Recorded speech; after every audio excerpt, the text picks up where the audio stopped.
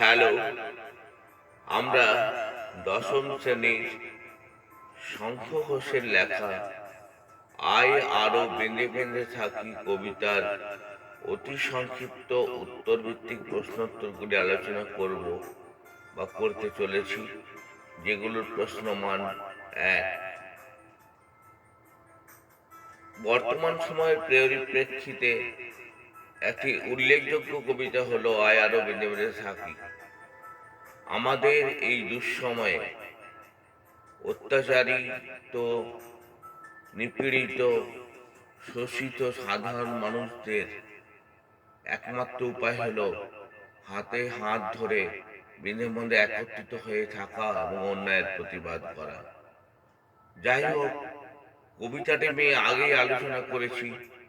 আজ ১ নম্বরের প্রশ্নোত্তরগুলি আলোচনা করতে চলেছি। ১। আমাদের বলতে কবি কাদের বুঝিয়েছেন? কবি শঙ্খ ঘোষ তাঁর কবিতায় আমাদের বলতে দেশকালের সীমা অতিক্রমকারী সাম্রাজ্যবাদী ও হানাদারি শত্রুর হাতে আক্রান্ত সাধারণ মানুষদের বুঝিয়েছেন। ২। ডান পাশে ধস বাঁয়ে গিরিখাত বলতে আসলে কবি কি বুঝিয়েছেন?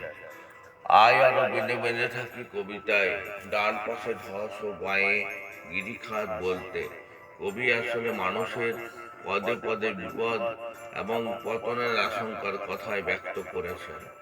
৩।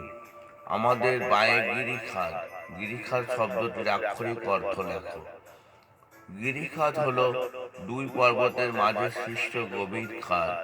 পাহাড়ি পথের বিপদসংকুলতার মতোই বর্তমান বিশ্বে মানুষের জীবনে ছড়িয়ে থাকা প্রতিকূলতাকে বোঝাতে শব্দটি ব্যবহৃত হয়েছে। ৪। আমাদের মাথায় বোমারু বলতে কি বলা হয়েছে?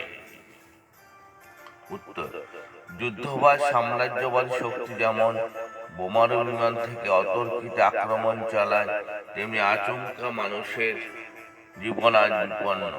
কবিতায় সেই বিপন্নতার কথাই বলা হয়েছে। ৫। আমাদের ইতিহাস নেই, একথা বলা হয়েছে কেন? এ কবিতায় কবি সাধারণ মানুষের প্রতিনিধি।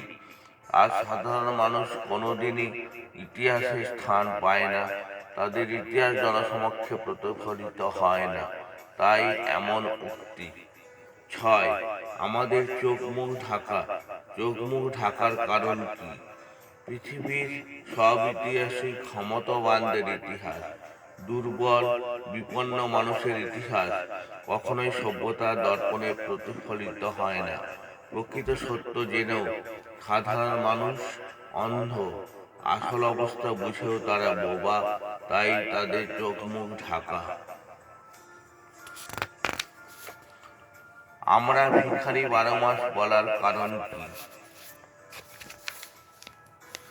সাম্রাজ্যবাদী শক্তির শোষণে নিপীড়িত, বঞ্চিত ও হতভাগ্য জনগণ আজ আশ্রয় ও জীবিকা হারিয়ে চিরভিখারিতে পরিণত হয়েছে। সেই সঙ্গে প্রতিকূলতা ও যুগযন্ত্রণায় ভীরু দুর্বল সাধারণ মানুষের সামগ্রিক দৈনও আজ বড় প্রখর, তাই কবি একথা বলেছেন। পৃথিবী হয়তো গেছে মরে, এমন বলার কারণ কি? শাসনের ষড়যন্ত্র, সমাজ রাজনৈতিক অস্থিরতা ও অবক্ষয়ে হতভাগ্য সাধারণ মানুষের জীবনে বেঁচে থাকার অর্থটাই দুর্বিষহ হয়ে গেছে। মানবতার এই ঘোর দুর্দিনে প্রাণ ধারণের যে দৈন্য ফুটে ওঠে, তা মানব জীবনের দিশাহীন অর্থহীনতার প্রকাশ ছাড়া আর কিছু নয়। আমাদের শিশুদের সব ছড়ানো রয়েছে কাছে দূরে বলার কারণ কি?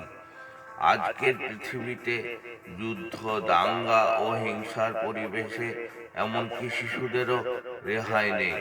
নিয়মিত দূরে কিংবা কাছেই ঘটে চলা এমন শিশুঘাতী সন্ত্রাসের খবরে আমরা শিউরে উঠি। উপরোক্ত আশঙ্কাটিতে কবি একথাই বলতে চেয়েছেন।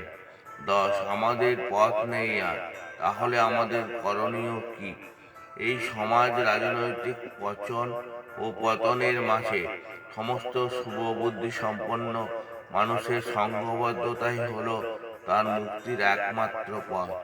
নমস্কার বন্ধুরা, আমার প্রিয় ছাত্রছাত্রীরা, আজকে আমরা আয় আরো মেনে মেনে থাকি প্রবাদ প্রতিম কবি সাহিত্যিক শঙ্খ ঘোষের লেখা কবিতাটির 1 নম্বর প্রশ্নোত্তরগুলি আলোচনা করলাম। ভবিষ্যতে রচনাধর্মী এবং ব্যাখ্যাধর্মী প্রশ্নোত্তরগুলি আলোচনা করা হবে। তোমরা কবিতাটি পড়ে যদি কোনো অসুবিধা থাকে সেটি জানাতে পারো, এবং আমার কমেন্টে যদি কোনো লেখার থাকে, কোনো অসুবিধা থাকে সেটা জানাতে পারো। আমার আমাকে ফলোইং করে দিলে সুবিধা হয়।